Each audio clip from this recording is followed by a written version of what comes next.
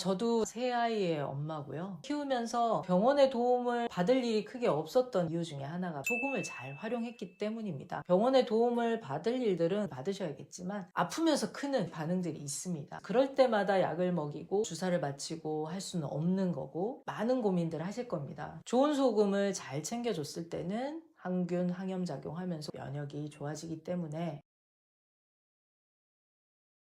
아이가 염증도 많고 잔병 치레를 많이 하는데 영양은 어떻게 해주면 좋을까요? 아이들 키우다 보면 잔병 치레를 하는 이유가 염증이 있을 때가 많습니다. 열 많이 날 때 가보면 인후염, 편도염, 또 이게 중이염이 되고 비염이 되고 열도 나고 아이가 힘들어하면서 걱정 많이 하는데요. 병원을 늘 가는데 갈 때마다 이유가 다른 것 같지만 가만히 들여다보면 결국은 염증 때문입니다. 염증에 강한 몸, 면역력이 좋은 몸이라고 이야기할 수 있습니다. 외부의 균, 바이러스, 박테리아, 침입자들과 함께 살아갈 수밖에 없고요. 평소 같은 건강한 상황이라면 이 면역 반응이 잘 일어나서 대부분은 큰 문제 없이 또 물리치기도 합니다. 그 과정에서 열이 나기도 하고 콧물이 나기도 하고 아이들 같은 경우는 아프면서 성장을 하고 단단하게 잘 자라기도 하는데요. 그런데 염증을 달고 사는 아이들이 있습니다. 병원 가서 소염 진통제, 항생제 계속 쓰다 보면 약을 먹여도 듣지 않는 경우가 생기고 항생제의 문제점들이 많기 때문에 고민들 많이 하시는데요. 염증 달고 사는 아이들 어떻게 잘 이겨낼 수 있는지 알려드리도록 하겠습니다. 대표적으로 두 가지 말씀을 드리겠는데요. 첫 번째는 염증을 다스리는 데 있어서 꼭 필요한 소금입니다. 아이들 소금 먹으면 큰일 난 거 아니에요? 이런 얘기들 많이 하시는데 소금의 여러 가지 장점들이 있지만 가장 중요한 것이 바로 체내 수분을 조절하는 역할입니다. 우리 몸이 외부와 잘 싸워서 이기려면 혈액이 그쪽으로 이동을 해서 산소를 공급해주고 그 일들을 잘 해줘야 되는데요. 혈액과 세포와 그 사이를 넘나들면서 이동을 시킬 수 있는 힘이 필요합니다. 그게 바로 소금이 갖고 있는 전해질의 역할, 삼투압의 역할이기도 하고요. 항균과 항염, 소금의 중요한 역할 중에 하나인데요. 염증이 있는 경우는 평소보다 이 식사도 짭짤하게 해서 주시고 염증이 심할 때, 열이 날 때는 식사 외에 따로 소금물이나 소금차 타서 주시면 도움이 많이 됩니다. 염증이 있는 경우는 세포들이 염증이 있는 쪽으로 소금을 보내서 침입자를 물리치게 한다라는 실험 결과도 나와 있을 정도로 소금의 항균 작용에 대해서는 과학적으로 전통적으로 기록들과 문화들이 존재합니다. 염증이 있을 때는 음식도 간간하게 해주시고 좋은 소금을 구하셔서 소금물, 소금차를 타서 주시면 염증을 잡는 데 도움이 많이 됩니다. 자기 직전은 아니고 저녁에 하루 일과를 끝내고 타주는 편이고 염증이 있을 때는 낮에도 먹이기도 합니다. 어린아이들 같은 경우는 작은 시럽병을 활용해서 소금을 타서 약병처럼 주시면 좋고 먹기 힘든 아이들은 국물에 평소보다 간을 잘해서 짭조름한 국물을 주시는 것도 괜찮습니다. 또 바꿔주셔야 될 것이 찬물 먹는 건데요. 아이들이 주로 가는 곳은 정수기에서 뜨거운 물은 닫아놓은 곳이 많은데요. 화상이나 위험 때문에 아예 따뜻한 물은 나오지 않는 곳이 많습니다. 냉수를 먹게 되고 식당을 가도 찬물부터 먼저 주고 차가운 것이 들어가면 수축이 될 수밖에 없고요. 혈관도 장기도 수축이 되고 근육이 오그라들고 수축이 됩니다. 그 염증 반응과 싸워서 이기기 위해서 체온을 끌어올리는데 굳어있고 식어있는 상태에서는 그 역할을 잘 하기가 힘듭니다. 땀이 날 만큼 운동이나 활동을 했다던가 아주 더운 날 시원하게 물을 마시거나 하는 건 괜찮은데 일상적으로 늘 찬물을 먹고 있고 냉수를 먹고 있고 내부의 기관들이 수축이 되면서 제 역할을 하기가 힘들어집니다. 면역 당연히 떨어지고요. 면역의 핵심이 체온인데요. 체온을 유지하기 위해서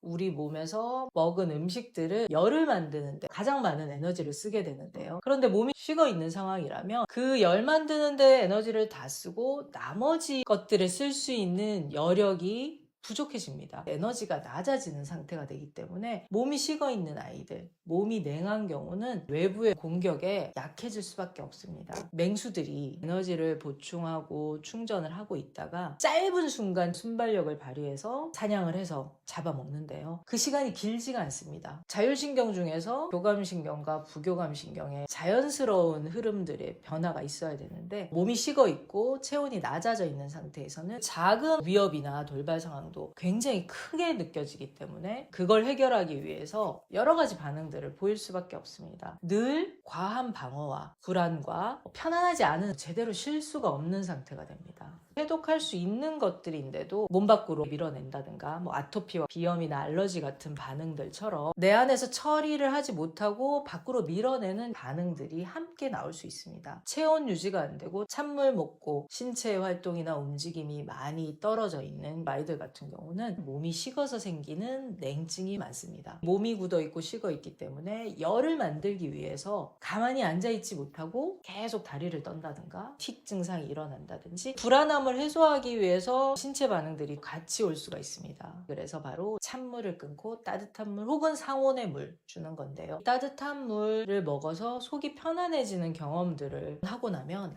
아이들도 자연스럽게 찬물 있으면 섞어주세요. 아이들도 찾게 됩니다. 소금을 아이들은 얼마나 먹여야 되냐? 소금을 식사 외에 따로 먹이는 것부터 하시기보다는 음식의 간을 충분히 잘 해주시는 거 추천을 드립니다. 불순물이 없는 깨끗한 소금, 좋은 소금을 활용해서 주시면 훨씬 좋고요. 불순물까지 걸러내야 되는 부담을 줄여주기 때문에 소화 흡수를 잘 시킬 수가 있습니다. 그리고 염증이 있거나 컨디션이 안 좋거나 그럴 때는 식사 외에 따로 소금을 어린아이들은 100ml도 괜찮고요. 200ml도 괜찮고 아이들이 먹을 수 있는 양만큼 주시면 됩니다. 0.9%에서 한 1% 정도 되는 농도로 주시면 되는데 보리차에 타놓을 때도 있고 생수에 타놓을 때도 있는데 원하는 거에 타주면 그냥 맛있다고 하면서 잘 먹고 또 편안하게 지내는데요. 평소에 먹었을 때는 짜다고 느껴도 몸에 염증이 있거나 필요할 때는 짜게 느껴지지가 않습니다. 컨디션이 안 좋거나 문제가 있거나 아이들이 스스로 찾는 경우가 생기는데요. 몸이 원하는 것들을 잘 찾아낼 수 있도록 하는 거 굉장히 중요하고요. 감각이 살아 있어야지 뇌가 함께 깨어나는데요. 아이들이 지금부터라도 입맛대로 잘 먹을 수 있도록 같이 대화도 해주시고 그런 분위기의 식탁을 만들어 주시면 좋을 것 같습니다. 저도 세 아이의 엄마고요. 여전히 또 늦둥이 육아를 하고 있는데요. 키우면서 병원의 도움을 받을 일이 크게 없었던 이유 중에 하나가 소금을 잘 활용했기 때문입니다. 병원도 가지 말고 소금을 써야 되냐 그런 이야기는 아니고요. 병원의 도움을 받을 일들은 받으셔야겠지만 아이들 키우다 보면 성장하는 과정에서 생기는 아프면서 크는 반응들이 있습니다. 그럴 때마다 약을 먹이고 주사를 맞히고 할 수는 없는 거고 많은 고민들을 하실 겁니다. 좋은 소금을 잘 챙겨줬을 때는 항균, 항염작용하면서 면역이 좋아지기 때문에 소금을 잘 활용하신다면 아이들이 건강하게 자라는 모습 보실 수가 있습니다.